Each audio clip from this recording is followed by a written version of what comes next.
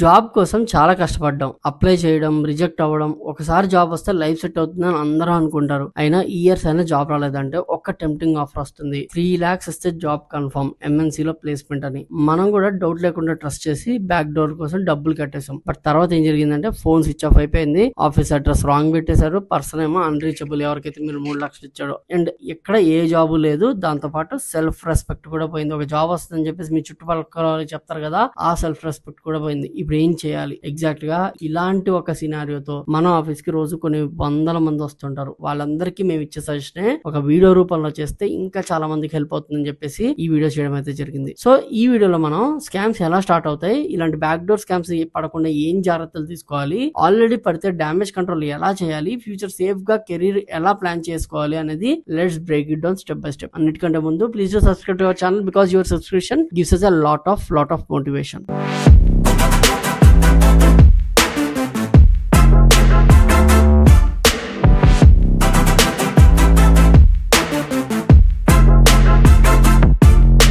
Back door అంటే company HR ని bribe చేసి ఆర్ ఇంటర్నల్ రెఫరెన్స్ ని మిస్యూజ్ చేసి జాబ్స్ ఫిక్స్ చేయడం అని ఫ్రాడ్స్టర్ చెప్పేది. ఇంటర్నల్ హెచ్ఆర్ నాకు క్లోజ్ ఫ్రెండ్ అంటారు, రెఫరల్ లో ఉంటే డైరెక్ట్ ఆఫర్ వస్తుంది అంటారు, మనకి శాలరీలో కట్ చేయకుండా ఆఫర్ ఇస్తామని చెప్తారు, నో ఇంటర్వ్యూ స్ట్రైట్ జాయినింగ్ లా అంటారు. ఒక్క జాబ్ కోసం మనం కష్టపడి ఉన్నప్పుడు ఈ స్వీట్ వర్డ్స్ అన్ని కూడా వాడటంతో మనం ట్రాప్ లో ఈజీగా పడిపోతాం. కానీ వెనకాల ఏం ఉండదు, అక్కడ హెచ్ఆర్ ఉండడు, కంపెనీ ఉండడు, జాబ్ కూడా ఉండదు. ఇంకా విక్టిమ్ అయితే ఫస్ట్ ఎమోషనల్ రియాలిటీలోకి వెళ్ళిపోతారు. మనం మోసపోయాక ఫస్ట్ ఫీలింగ్ వస్తుంది గిల్ట్. నేను ఇన్నోసెంట్ గా నమ్మాను, నాకు జాబ్ కోసం డెస్పరేషన్ వల్ల ఇది జరిగింది, ఫ్యామిలీకి ఏం చెప్పాలి, ఫ్రెండ్స్ కి ఏం చెప్పాలి, బ్రదర్ కి ఏం చెప్పాలి, ఇలాంటివన్నీ కూడా వచ్చేసి ఒక గిల్ట్ ఫీలింగ్ లోకి వెళ్ళిపోయి ఏదో ఒక హాస్టీ డెసిషన్స్ తీసుకుంటారు. ఫస్ట్ థింగ్ గుర్తుపెట్టడం, ఇది మీ మిస్టేక్ కాదు, వాళ్ళది క్రైమ్. మీరు చేసేది ట్రస్ట్, వాళ్ళకి సింపతి లేదు. సో సెల్ఫ్ బ్లేమ్ వద్దు, డెనియల్ పడకండి, సిచ్యువేషన్ ని హ్యాండిల్ చేయండి విత్ క్లారిటీ. ఎలా హ్యాండిల్ చేయాలి? బ్యాక్ డోర్ స్కామ్స్ లో పడితే ఇమ్మీడియట్ స్టెప్స్, స్కామ్ లో పడిపోయాక ఎమోషనల్ షాక్ లో ఉండే ఛాన్స్ ఎక్కువ, కానీ క్విక్ గా యాక్షన్ రావాలంటే క్లారిటీ ఉండాలి. ఫస్ట్ థింగ్, మీకున్న ప్రూఫ్స్ కలెక్ట్ చేయండి. పేమెంట్ రిసిప్ట్స్, వాట్సాప్ చాట్స్,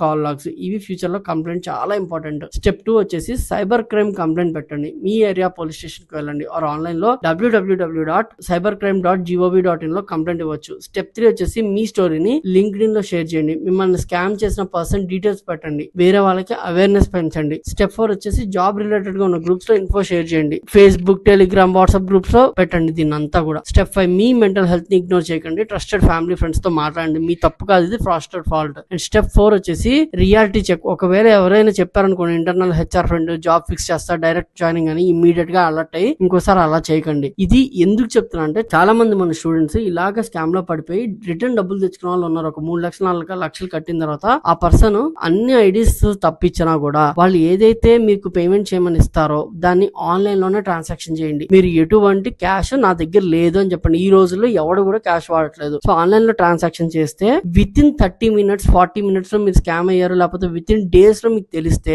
ఆ పర్సన్ ని ట్రాక్ చేసి ఆ అకౌంట్ కి రిలేటెడ్ గా ఉన్న వాళ్ళని పోలీస్ వాళ్ళు తీసుకొచ్చి ఖచ్చితంగా మొత్తం కక్కించలేకపోయినా at least half of the amount అయినా రికవర్ చేసి చాలా మంది ఉన్నారు. మేము రీసెంట్ గా శ్రీబాల మేడం గారు అని చెప్పేసి మేడం గారితో మనం మీట్ అయ్యాం. ఆవిడ దగ్గర రోజు ఇలాంటి కేసెస్ వందల్లో ఉంటారనమాట. ఆవిడ సైబర్ క్రైమ్ డిఎస్పీ అనమాట. చాలా కేసెస్ ఆవిడ డీల్ చేస్తుంటారు అండ్ రోజుకి చాలా మందికి న్యాయం జరుగుతుంటుంది. సో మీరు అధైర్య పడకండి. పోలీసులు ఏమంటారో, మేమే తప్పు చేశాం కదా, మీరు ఎందుకు ఆశపడ్డారు అంటారు అనుకోకండి. మీరు గిల్ట్ లో ఉంటారని వాళ్ళకి తెలుసు. అండ్ ఒక గిల్ట్ లో ఉన్న పర్సన్ ని పోలీసులు ఇంకా దండించాలి అని చెప్పేసి అనుకోరు. Police are friendly. కానీ అది ఎప్పుడు మీకు అర్థం అవుద్దంటే మీరు భయం ఆపేసి ముందు పోలీస్ స్టేషన్ కి వెళ్తే అర్థం అవుద్ది. పోలీస్ స్టేషన్ కి వెళ్ళడం తప్పు కాదు, పోలీసులకి మీరు మోసపోయామని చెప్పడం తప్పు కాదు. మోసపోయామని మీరు చెప్పకపోతే మోసం చేసిన వాడు ఇంకో 10 మందిని ఇలాగే మోసం చేస్తాడు. సో ఇలా చేయకండి. సో అఫీషియల్ ఐడి ఇస్తారు, ఇంటర్వ్యూ లేకుండా జాబ్ ఇస్తాను, మనీ అడుగుతారు, ఇలాంటివన్నీ ఉంటే అది బ్యాక్ డోర్. మీరు వెళ్ళకూడదు అని మీరు గుర్తు పెట్టేసుకోవాలి. బ్యాక్ డోర్ లో పడిపోయిన తర్వాత రీస్టార్ట్ చేయడం అంటే స్టార్టింగ్ నుంచి క్లారిటీతో మూవ్ అవ్వాలి. అంటే బ్యాక్ డోర్ జాబ్ కోసం వెళ్ళారు, స్కామ్ అయిపోయారు, నెక్స్ట్ మీరు ఎలాగే దాని నుంచి బయటికి రావాలి అంటే ఫస్ట్ స్టెప్ రెజ్యూమేకి ఫ్రెష్ స్టార్ట్ ఇవ్వండి. మీకు ఏమీ రాదని ఫీల్ అవ్వకండి. వీక్ ఏరియాస్ మీద వర్క్ చేయండి. Trending skills Java, Python, data, DevOps లో కొన్ని ఏదో ఒకటి మీకు నచ్చిన దాంట్లో ఒకటి సెలెక్ట్ చేసుకుని ప్రాక్టీస్ చేయండి. ప్రాపర్ గైడెన్స్ కావాలి, అందుకే మనం సజెస్ట్ చేస్తాం ఫ్రంట్ ఎండ్ సైడ్ టెక్ లోని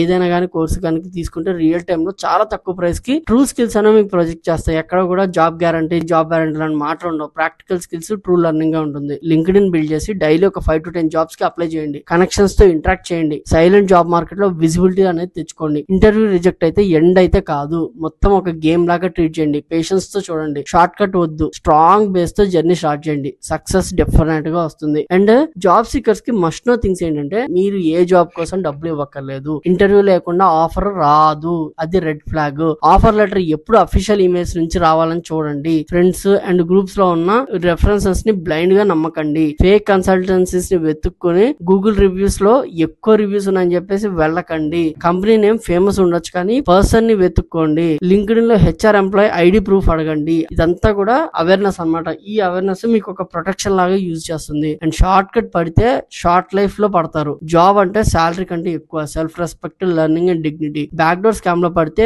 మీరు మనీ కాదు కెరీర్ ని డ్యామేజ్ చేసుకుంటారు. సో విక్టిమ్ అయినా కామ్ గా రియాక్ట్ అవ్వండి. అవేర్నెస్ జనరేట్ చేయండి. నెక్స్ట్ టైం స్మార్ట్ డెసిషన్ తీసుకోండి. ఎథికల్ గా, కాన్ఫిడెంట్ గా కెరీర్ ని బిల్డ్ చేసుకోవడానికి ట్రై చేయండి. మనం ఎప్పుడు కూడా మీకు సపోర్ట్ చేస్తాం. మా ఆఫీస్ డోర్స్ ఎప్పుడు కూడా మీకు ఓపెన్ ఉంటాయి. ఎటువంటి గైడెన్స్ కావాలన్నా రండి. ఈ వీడియోని అట్లీస్ట్ 3 జాబ్ సీకర్స్ కి ఫార్వర్డ్ చేయండి. ఒక్క పర్సన్ కూడా బ్యాక్డోర్ స్కామ్స్ లో పడకుండా చూడాలి. ఒకవేళ పడితే దాని నుంచి ఎలా ఓవర్కమ్ అయ్యారో కూడా కింద కామెంట్స్ లో మెన్షన్ చేయండి. దాన్ని వేరే వాళ్ళకి ఒక ఇన్స్పైరింగ్ థింగ్ గా ఉంటుంది. So that's it for today and I'm Krishna signing off. జై హింద్.